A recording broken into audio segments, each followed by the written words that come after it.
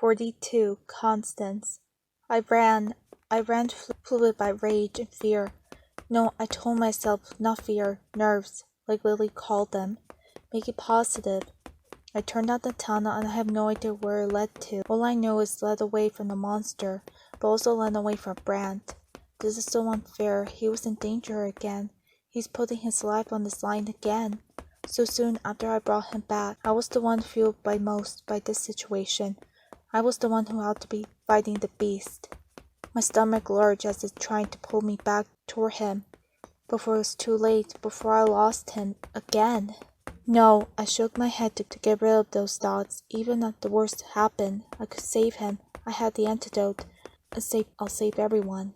It was incredibly difficult to run with any speed. Holding this bag full of the tools and bits of the machine, as well as the poker and the flashlight, I hobbled along feeling ridiculous and annoyed that I couldn't just sprint. What could I get rid of?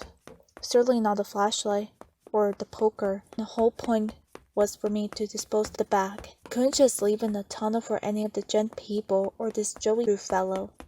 Joey drew cartoons, that's what it's like. I was running in the cartoon, the walls of the tunnel passing me by, all the same, never ending, carrying an absurd number of troops with me. How was this real life? I skipped to the sudden stop at the fork. There was no conveyor belt to tell me which way to go. I looked left, then right, then stared straight ahead. No, I wouldn't be intimidated by this choice.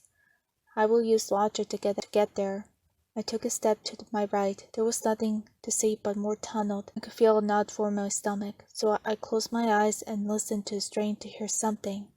I didn't even know what, but maybe there was something. I smelled too, though all I could smell was a strange, taking ink. I could feel the drops moving across my skin, trying to find some way to take me over, but I wouldn't let them. Then I opened my eyes. I stepped to the left. I strained it again to hear something and anything. Waves. Then I heard water lapping. Did I smell salt in the air? I wasn't some hot dog. I couldn't tell these things for sure, but my mind was desperate, so maybe it was all just in my head.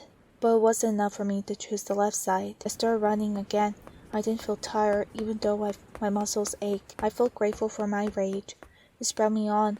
It made me want to get out of here, and most importantly, it made me confident that I was right in my old decisions. I knew this was really problematic, a real life, but in this strange underground world, I was like Alice from the book. This wasn't reality. It was Wonderland. I was feeling down the hole, except I was running along it, and the hole was sideways. We're all mad here. I heard waves now. I heard them properly, not just maybe. I picked up speed, holding the bag tightly to my chest. I ran towards the sound and then the smell of air and the salt in the outside world. I'm coming! I called out as I raced forward. I was almost there. I could feel it. I could feel it against my face, my skin. I almost there. Something yanked me hard from behind. My head snapped in the whiplash, and I fell hard on my back. Dropping everything in my hands, the flashlight rolled, shining now from behind me. I sat for a moment in pure shock that quickly turned into rage.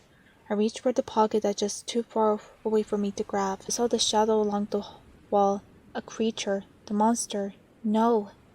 It seemed to have 2 long ears, like a rabbit, or possibly some kind of dog. But it was tall and human-sized, and breathing. The shadow vanished down the hall. It left me. It had attacked me, and then left me. I didn't understand. I turned to look at the mess around me. I watched as the poker rolled away from me a few inches and then suddenly vanished. I heard the waves louder than now. Quickly, I reached for my flashlight and shone it ahead of me. I stand on the ground, crawling slowly forward. The sound of waves came rushing back, and I was aware of my surroundings suddenly. I was in a dream. I was in a tunnel built by bootleggers in the 1920s. It was all very real. I crawled forward, then I saw the edge. The ground just ended and stopped without any warning, impossible to see in the dark. I lay on my stomach now, and I snaked forward, the rough ground scratching through my shirt to my skin. I reached out to curl my fingers over the side with my right hand and pulled myself. Slowly but surely I came to the edge and looked over. There was water down below, rushing and crashing into the cavern. But it was maybe 30 feet down, with rocks protruding. I scanned my flashlight over it all, and wondered why this place existed. What purpose could it possibly serve? Then it occurred to me, high tide. I shone my light into the dark void to my left. That wasn't more cavern. That was the sea. That was the outside world. They could ship out the whiskey from here, load the boats up. I wonder if this is how they got the machine here in the first place. Was this the way out? Did I simply wait? I have always had patience in the past. My whole life I had to wait for things. I had to wait on people. Wait for quiet moments to finally be on my own thoughts. But now I thought I had run out of it. What on earth was I meant to harness a power I resisted so dearly now? I inch at the thought. I look over my shoulder into the darkness. That long ear thing that saved me from going over the edge. It hadn't attacked me. It had wanted to help me. What other creatures were in the darkness? Were they all somehow attached to the machine? Drawn into it like a magnet? Or did they live inside only to be released when it opened the icebox? Or when I pierced the pipe? Or at some point we hadn't connected yet to everything? Was there a science that could explain it all? No, there wasn't, and who cared? This was dangerous and careless. This again was a certain group of people making decisions with no care for the rest of us. I picked up the tool bag and stood slowly. I felt a renewed confidence and stood on the edge. My toes just over the water far below. I held the bag in my arms and then I took a deep breath. I harnessed all the rage I had inside me and flung it into the curling water beneath me. I watched it fall into the waves and disappear instantly. I felt the weight lifted. That, at least, had been done. Now I had to do the other thing, and that was to escape. "Help me!" A voice shouted in my ear. I once again grabbed from behind, and this time I yanked around to find myself face to face with a man with the crazed eyes. He was soaking in ink, but I could see he was in his overalls with the word "Gent" swooped onto it. The name Scott was there too, underneath the inky marks perfectly obscuring it. He wasn't an ink creature, he was human, but he seemed more animal than anything.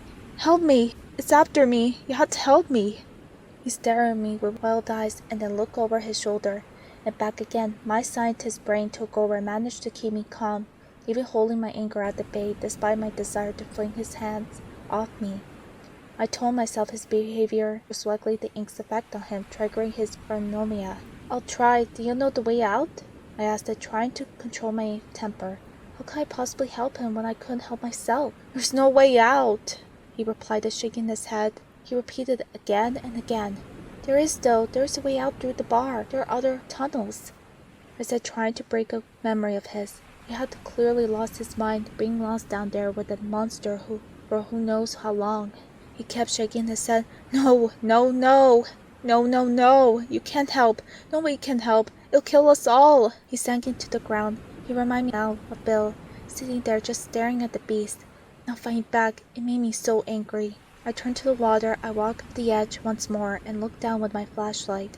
The rocks were jagged, but there's some empty space right below. A small pool's formed, like a small pool to dive into on the horse. It's easier to dive with the water without the horse. I told myself much easier. I turned back to Scott. "We should dive," I said. "I think we can make it." He sat at the edge of the light. He shook his head. "No, no, no." "Come with me," I said. I wanted to sound kind and soft, but it came out gruff order. He slowly crawled away from my outreached hand, shaking his head, until the dark enveloped him. I stared into the darkness, listening to the sound of an echo. "No, no, no," as he retreated back down the tunnel until it was gone. All I heard were the waves crashing below. Suddenly, a giant screaming roar of agony rumbled through the tunnel, rattling my very bones. The monster! Had Brown killed it? Was that the sound I heard? I remembered my task. Part 1 was done. I got rid of the machine parts. Part 2. Get home to make the antidote. Time to get the job done. I turned to face the swirling water below. I shone the flashlight down. Examined the small area that seemed safe. Straight down, that's all. It wasn't far. The water turned. I stared it down at it. I closed my eyes. Keep your head down, Constance. Do the job. Get it done.